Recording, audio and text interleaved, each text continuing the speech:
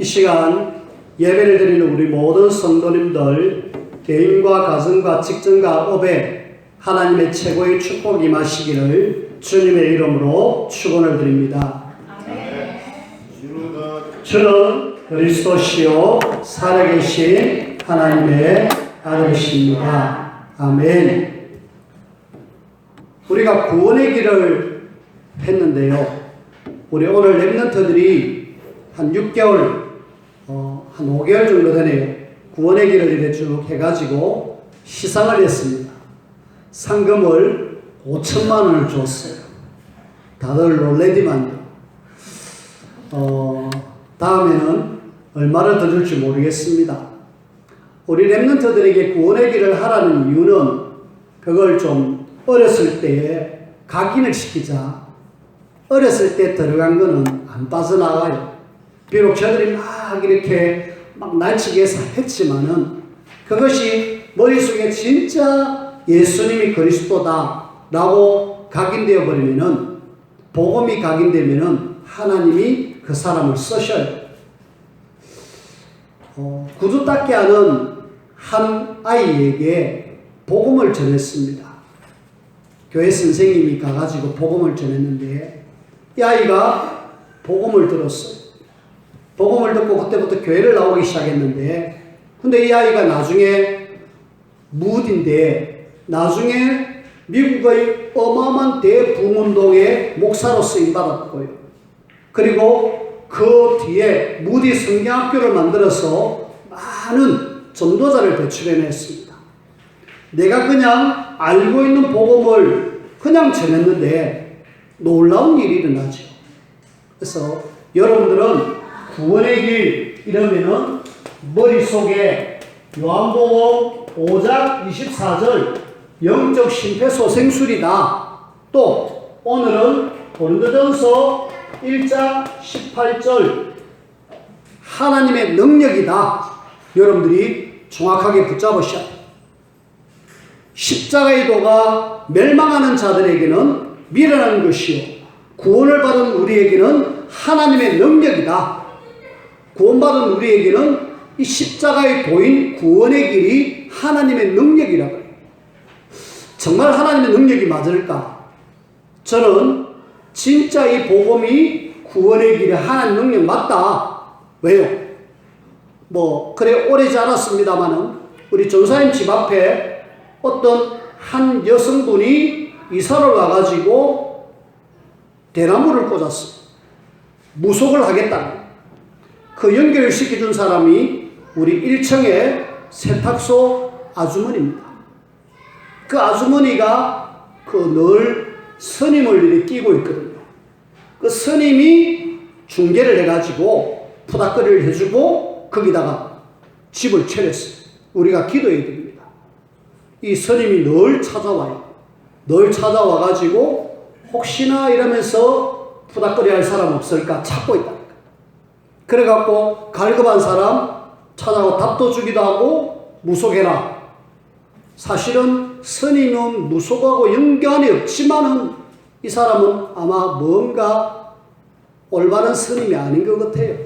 그래서 저는 전도 대상자라고 생각하면서 이렇게 봅니다만은 분명한 것은 일단은 전사님 집 앞에다가 대나무를 꽂고 본격적으로 이제 사람 받으려고 준비를 하고 있는 거 있죠. 말이 됩니까? 전도자 집 앞에 무속인이 있다.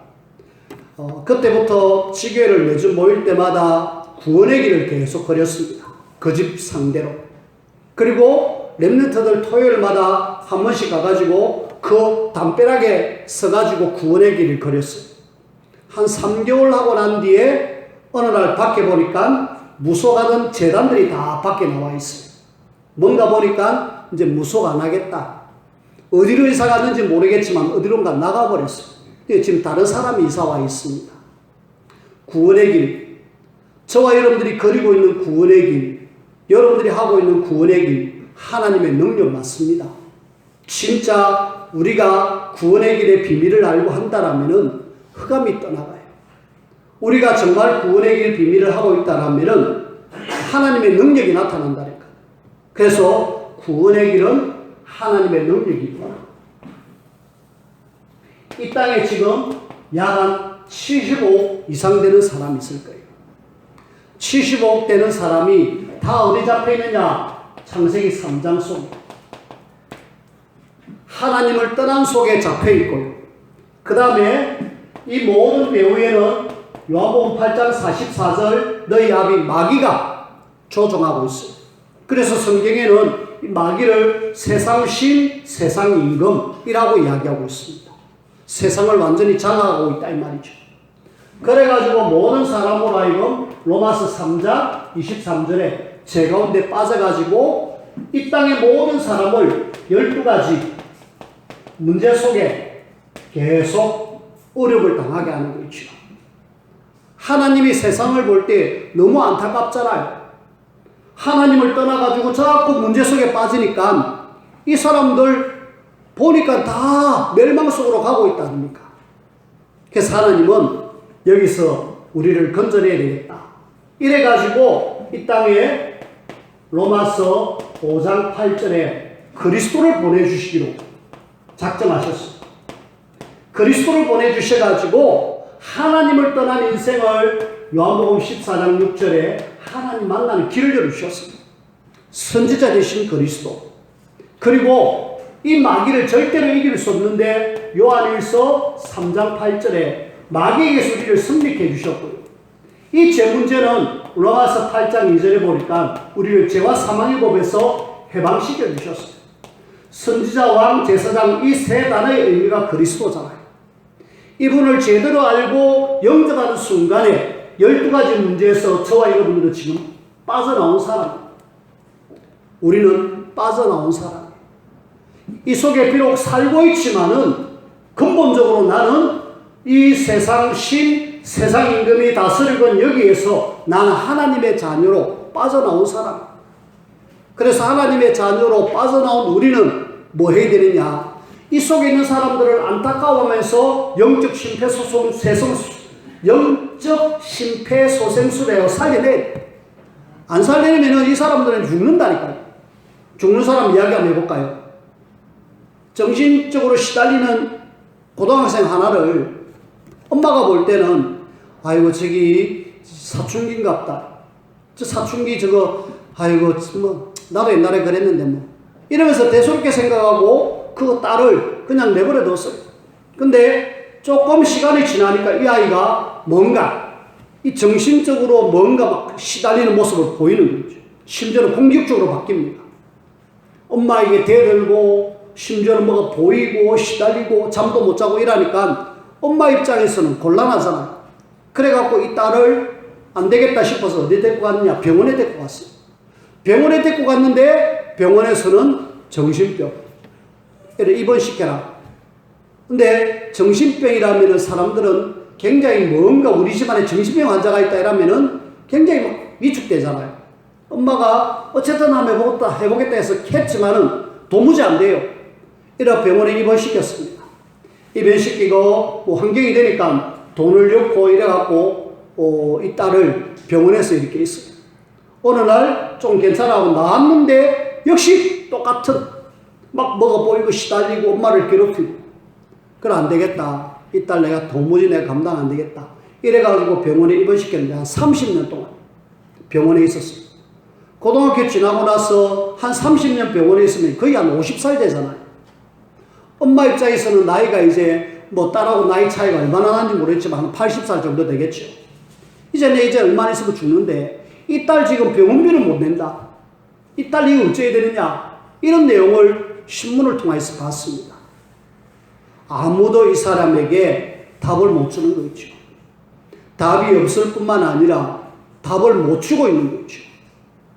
진짜 이 땅에 지금 시달리는 사람에게 여기서 빠져나올 수 있는 길 정말 사람들이 알고 있느냐? 모르고 있어요. 근데 여기서 우리가 빠져나온 이 땅의 하나님의 자녀들이 정확한 그리스도의 답을 여기다 전달해 줘야 될 하나님의 몸된 교회가 하나님의 자녀가 오늘날 이 어마어마한 그리스도의 비밀 복음이 지금 없다라는 거예요. 없어가지고 못 건져내고 있어요. 그리고 뭐 교회만 그렇습니까? 불신자들은 아예 막 여기 시달려갖고 빠져나오지를 못하죠. 그러니까 다른 걸 선택합니다. 종교, 착하면 되는 줄 알고, 선행, 안 되니까 무속인, 철학관 찾아가서 답을 얻습니다. 절대로 답이 없죠. 그래서 하나님은 이 구원의 비밀을 아는, 그리스도의 복음의 비밀을 아는 저와 여러분들을 이 시대에 쓰시려고 구별하여 여러분들을 불러놨어요. 그래서 여러분들은 하나님이 이 시대에 쓰고자 하는 중요한 하나님의 비밀 결사입니다. 이 시대의 마지막으로 이 복음을 전해야 될 중요한 하나님의 사람으로 저와 여러분들이 부름을 받았다. 그래서 우리는 좀 구별된 삶을 살아야 되겠고, 정말 하나님이 오늘 거룩한 하나님이니만큼 너희들도 거룩하게 살아서 이 땅에 있는 사람들을 건져내라, 이런 의미의 말씀이거든요. 복음의 능력이 얼마나 대단하냐, 제가 종종 이야기하잖아요. 나라를 예를 들어서 이야기하는데, 우리나라가 복음 들어오기 전에 우리나라가 어떤 상황이었습니까? 여러분들이 잘 알다시피 한번 인터넷 한번 들어가 보세요. 옛날에 우리나라 사진, 우리나라의 옛날 풍속, 요런 뭐 오래 가지 말고 사진으로 나와 있는 조선시대 그 사진 한번 보세요. 우리나라 사람들이 도대체 이 사람들이 지금 대한민국 사람이 맞느냐 할 정도로 정말 비참하게 살았어요. 지금으로부터 한 150년 전이죠. 정말 비참하게 살았는데 그 150년 후 오늘날 우리나라 한번 보세요. 세계가 부러워할 정도의 나라가 됐다니까. 왜 그렇습니까? 이것은 정치를 잘해서가 아니에요. 나라가 이 150년 안에 어떤 일이 일어났습니까? 일제에 거의 엄청난 핍박을 받았죠. 속국이 됐다니까. 그 다음에 저 북한 공산군이 쳐들어왔고 전쟁이 일어난 나라입니다. 전쟁을 겪고 수국했던 나라가 이렇게 될 수 있는 그런 상황은 없어요. 또 시대마다 데모와 폭동이 일어나고 엄청난 그런 환란의 막 격동기를 거쳐나온 이 민족인데, 근데 지금 이 나라가 세계적으로 인정받는 나라가 되어 있다 아닙니까? 아무리 생각해봐도 이거는 우리 능력이 아니에요. 복음이 들어오고 난 뒤에부터 하나님이 이 민족을 통하여서 75억 되는 인구를 살려라고 하나님이 이 민족을 축복하는 거 있죠. 하나님의 능력입니다. 그래서 우리는 복음의 비밀을 깊이 알고 내 주변의 75억 중에 구원받을 사람이 누군지 찾아야 해요. 그래서 여러분들이 조금만 마음을 담으시고 진짜 구원받을 대상자가 누군가 내 옆에 있다. 여러분들이 안 하면은 할 사람이 없다니까. 이 대상자 명단을 두고 여러분들이 마음을 담고 기도해 주세요. 기도만 하고 있으면 어느 날 하나님이 시간표를 주신다니까. 지금 제가 구원의 길 그리는데 밑에 보면은 한 20명까지는 안 돼도 계속 이런 명단을 적고 놓고 있는 사람이 있습니다. 예배 안 드리는 사람도 있지만은 일단은 대상자 두고 계속 기도하는 마음으로 씁니다. 아침마다. 그리고 쓰고 시간표를 봐요. 저분에게 내가 복음 전해야 될 건데 오늘일까? 그러면서 시간표를 계속 보죠. 당장 가가지고 이 구원의 길을 말할 수 있습니다. 근데 그것보다는 하나님이 어느 날 마음의 문을 열어가지고 그 사람에게 복음 전하라는 그런 시간표를 기다려서 복음 전해야 된다 아닙니까? 여러분 주변에 있다니까요. 근데 있는데도 불구하고 우리가 입을 딱 다물고 있으면은 아무도 말을 안 해요. 그러면서 그 사람들은 지금 이 사단에게 완전히 근본 문제 속에서 사단에게 잡혀가고 12가지 어려움을 당하고 있다.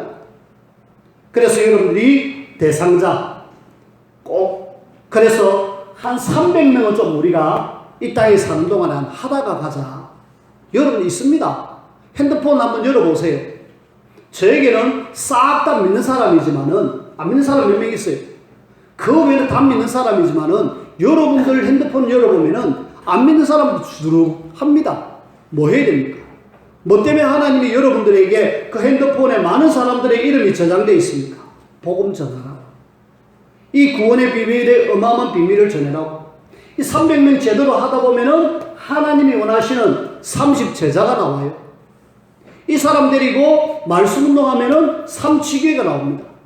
여러분들이 사는 이유. 300명 영접 운동, 30제자 운동, 삼치기 운동.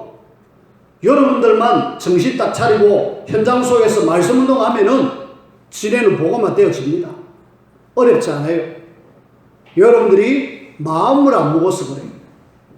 여러분들이 아이고 코로나 바이러스인데 누구한테 찾아가노? 그럼 기도하시면 돼요.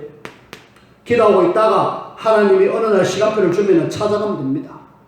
기도도 안 하는데 어느 날 가갖고 복음 전했다.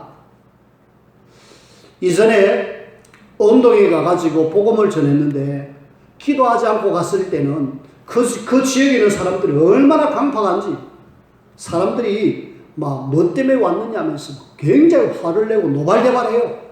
근데 그 한 주간 집중해서 기도하고 그 다음 주 가니까 마치 순한 어린 양처럼 아주 그냥 편안하게 기도가 그렇습니다. 그래서 여러분들이 대상자를 두고 기도하셔서 내 인생 살아가는 동안에 한 300명 영접운동 30제자 세우고 삼치기 하다가 이거 너가 해라 하면서 후대들에게 전달하고 여러분들이 이 땅을 떠나셔야 돼요. 이거 안 하고 떠나는 사람은 일단 하나님 앞에 나중에 문책당할 겁니다. 저는 여러분들에게 이야기했어요. 여러분들을 통하여서 현장 속에 죽어가는 영혼 살리는 구원의 길 비밀 여러분들이 계속 하시길 바라고 오늘 제목이 하나님이 거룩하시다. 하나님께서 거룩하니까 하나님의 자녀인 우리도 역시 뭐 해라? 거룩해라. 이 말이고. 그래서 오늘 거룩에 대한 이야기를 할 건데 제일 먼저 첫 번째로 보면은 우리 인간은 사실은 거룩할 수가 없어요. 율법 안에 있는 사람들은 절대로 거룩할 수가 없다. 여러분들이 그렇구나. 나는 거룩할 수 없구나. 여러분들이 율법을 진짜 100% 지키는 사람은 거룩해요. 그래서 거룩하신 분은 하나님밖에 없어요. 나는 거룩할 수 없다. 여러분들이 인정해야 되고 특히 오늘 10장부터 쭉 오늘 19장을 읽었는데 19장 안까지 한번 잠깐 한번 살펴보십시다. 제일 먼저 10장에 보면은 일단은 나답과 아비후 이 제사장이 나오잖아요. 제사장으로 뽑힌 나답과 아비후도 앞으로 목회자가 돼가지고 제사를 해야 될 이 사람들이 이 지금 거룩하고 상관없이 하나님이 원하시는 불이 있는데 그거 안 하고 다른 불을 드림으로 이 지금 하나님 앞에 죽임을 당하잖아요. 거룩해야 될 사람이 거룩하지 못하니까 죽임을 당했고 그 다음에 또 이 제사장이 술 취함 하나님이 술 취함에 대한 이야기를 합니다. 10장에 보면은 이 술 취함 아마 제사장이 있을 수 있다는 요래 가지고 제사 드린다. 아마 제가 볼 때는 엘리의 두 아들이 그리 안 했으니까 고기 갖고 온나 고기만 먹었겠습니까? 한잔 했을 겁니다. 하나님 앞에 죽임을 당한다라고 이야기합니다. 그리고 쭉 한번 살펴볼까요? 여러분들이 한번 성경을 한번 보세요. 지금 10장을 우리가 봤는데요. 10장부터 해갖고 11장에 보면은 이 부정한 짐승, 정한 짐승 여기에 나오는데 이 지금 부정한 짐승에 대한 이야기라고 하는데 요것도 먹지 마라. 부정하다. 그 중에 뭐가 나오느냐? 돼지고기. 그 다음에 물고기 중에 비늘 없는 것. 여러분들이 좋아하는 그런 거 있잖아요. 그런 것도 부정하다고 이야기해요. 심지어 물고기 비늘 없는 것 뭡니까? 짱어 같은 거. 그지? 얼마나 좋아합니까? 근데 그거 다 부정하다 그래요. 그거 먹은 사람들은 다 율법을 어긴 거룩하지 못한 사람이 되어서요. 자, 11장 46절 한번 보세요.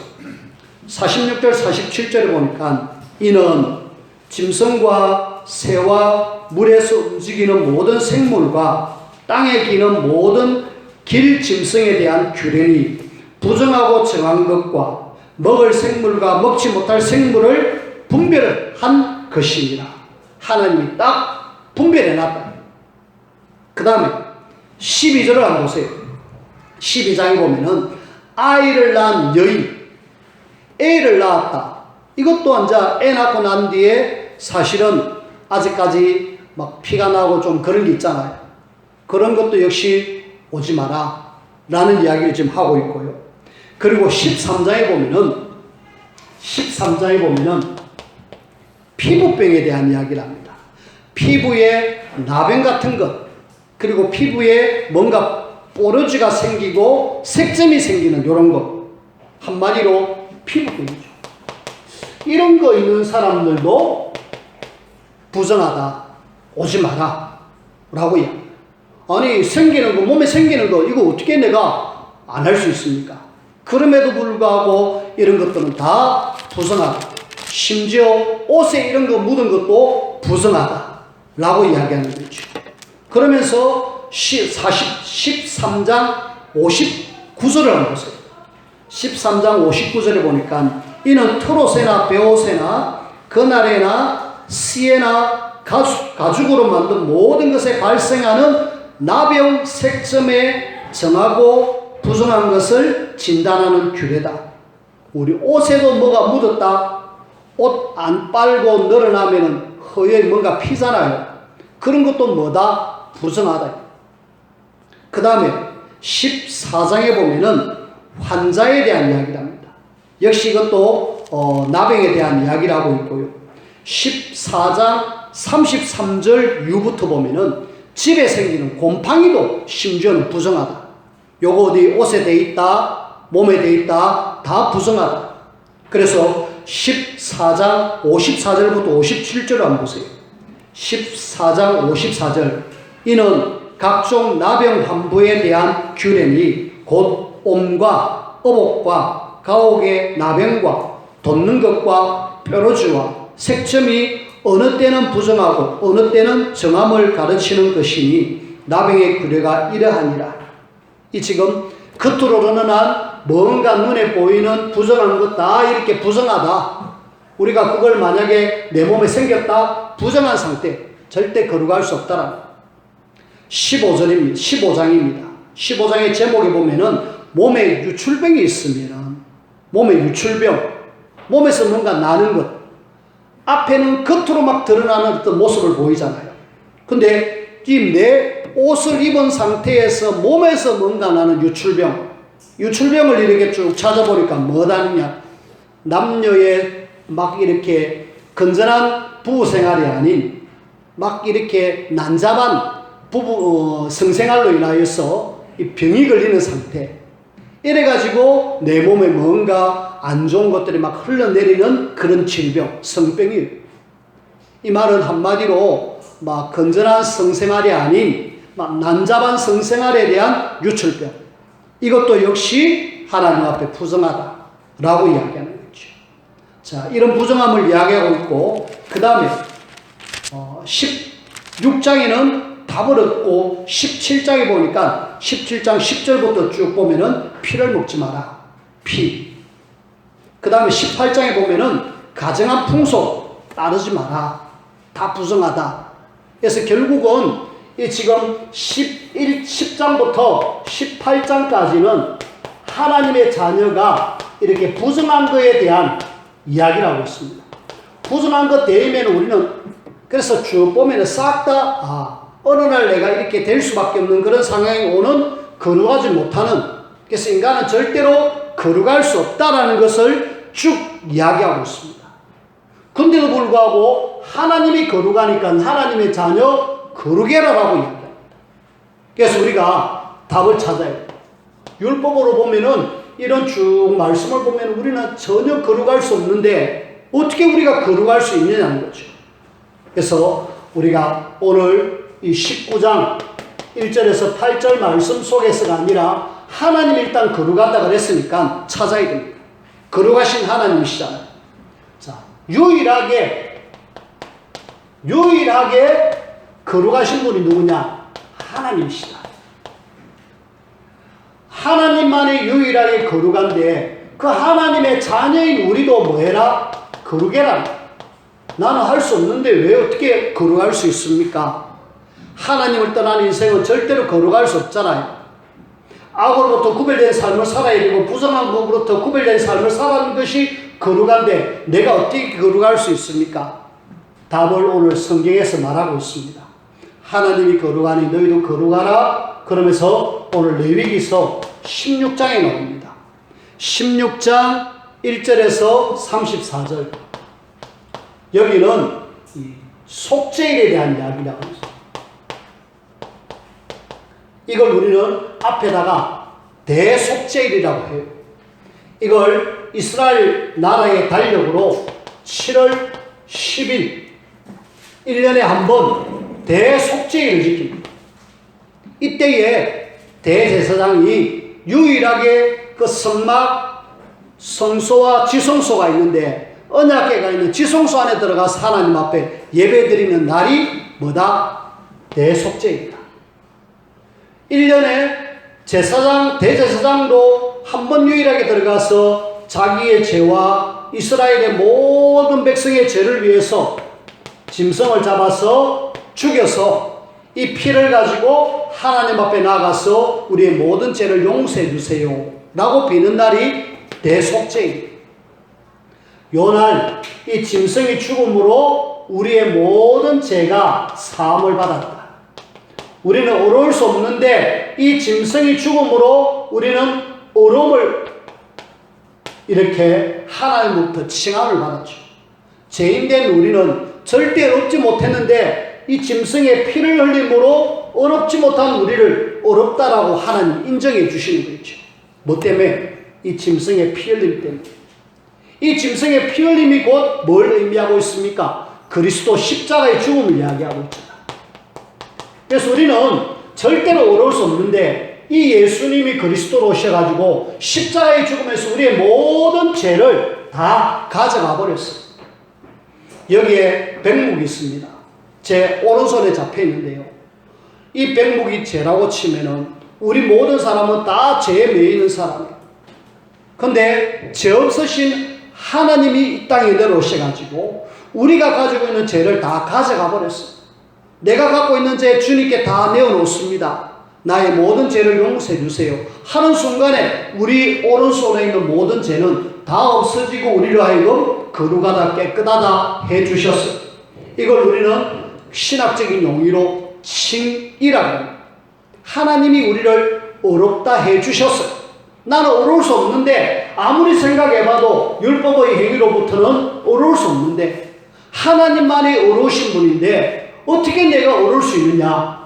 구약에는 짐승이 죽고 신약에는 십자가에 죽으신 그리스도로 인하여 그분이 나를 죄에서 해방시켜 주셔서 어렵다고 해주셨어요.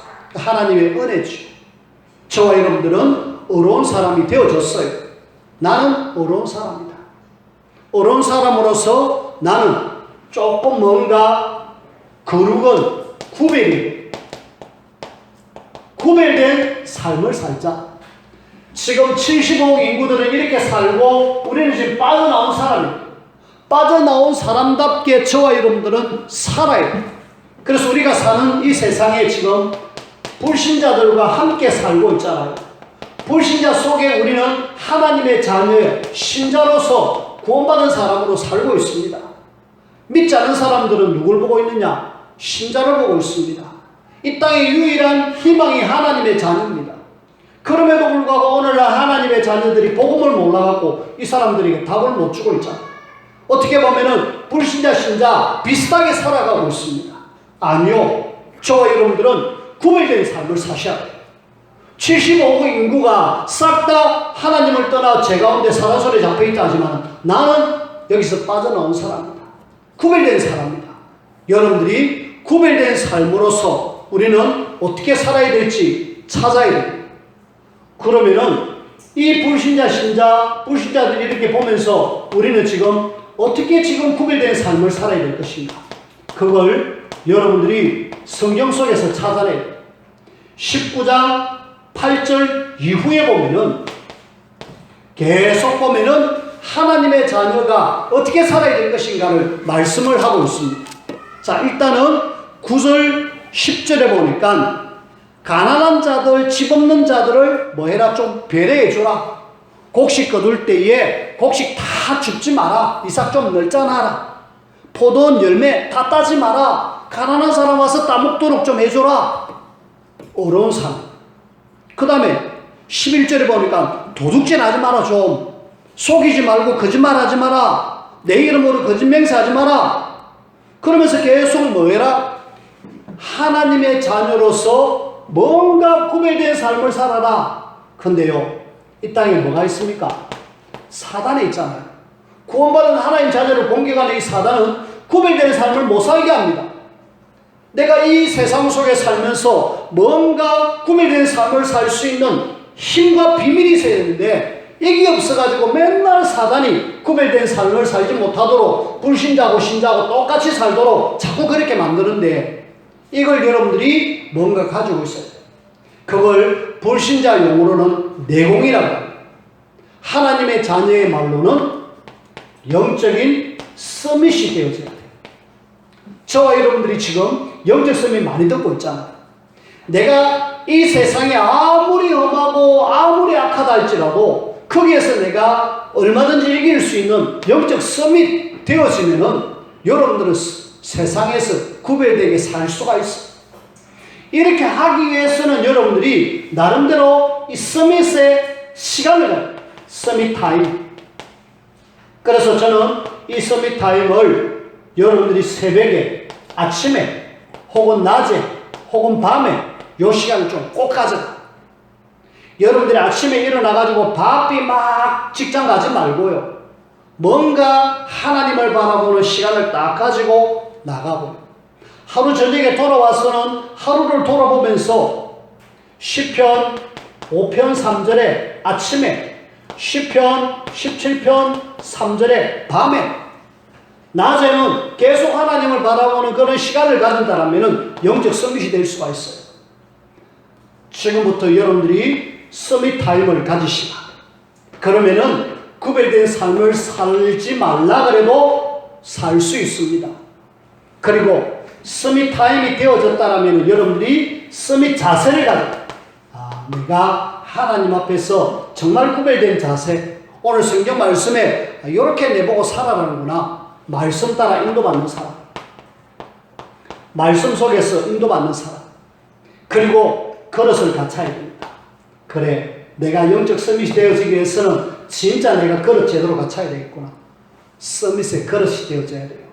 그릇은 여러분들이 가지고 있는 그릇인데 그걸 하나님이 쓰시기에 합당한 그릇으로 만들면 됩니다. 그래가지고 뭐 해라? 이 구별된 하나님이 거룩한 분이시기 때문에 하나님의 자녀로 모든 사람이 하나님께로 오도록 만들어놔. 전도와 선교를 통하여서 하나님을 떠난 인생을 거룩한 하나님께로 올 수 있도록 만들어줘라. 그러면은 모든 사람이 거룩하면 이 땅은 행복하게 편안하게 될 것입니다. 하나님의 자녀는 뭘 따라가느냐? 말씀 따라가는 삶입니다.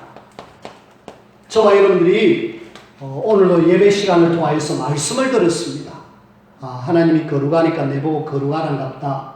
거룩을 위해서 내가 어떻게 살아야 될 것인가? 나는 거룩하지 못하니까 그리스도가 필요하고 그리스도로 인해서 내가 거룩하게 살아야지. 그렇게 말씀 따라가는 삶이거든요.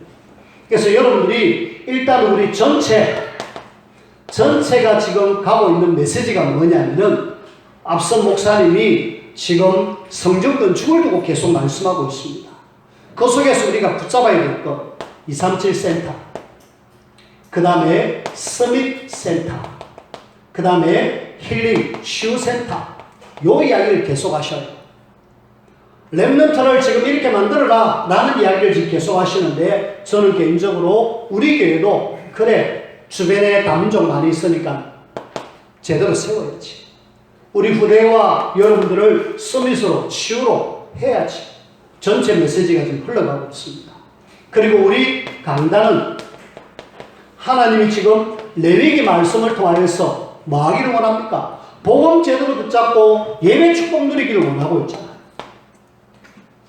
하나님이 시간표에 맞게 레위기를 통하여서 예배의 축복을 누리라 라는 이야기입니다. 그리고 현장에는 지금 기도 수첩을 통하여서 지금 계속 뭐 이야기하고 있습니까? 후대 제대로 세워라. 후대를 서밋으로 만들고 후대에게 언약 제대로 전달해라. 이 이야기잖아요. 여러분들이 제대로 말씀 따라 인도받으면 말씀 잡고 조금만 기도하면 하나님이 역사하십니다. 그래서 우리는 말씀 잡고 기도 속에서 하나님이 증거를 가지고 75억 되는 인구가 멸망 속에 있는데 건져내는 그 일을 하나님은 구별되게 하기를 원하셔요. 구별된 삶. 우리는 좀 달리 살아야 됩니다. 세상 속에 있지만은 나는 하나님의 자녀로 다르게 살아야 되겠다. 그리고 그 세상 사람들을 진짜 살리는 삶으로 내가 살아야 되겠다. 그렇게 해서 하나님이 진짜 이 시대에 기뻐하는 하나님의 사람들로 저와 여러분들이 세워지기를 주님의 이름으로 축원을 드립니다. 기도합시다. 하나님 감사합니다. 우리를 구원하신 하나님께서 거룩하니 너희들도 거룩하라고 말씀하셨기에 구별된 삶, 거룩한 삶을 살 수 있도록 인도하시고 이 삶을 살 수 있는 힘을 저희들에게 허락하여 주옵소서.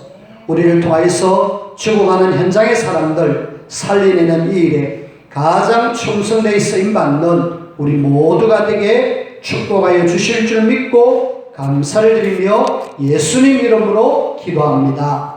아멘.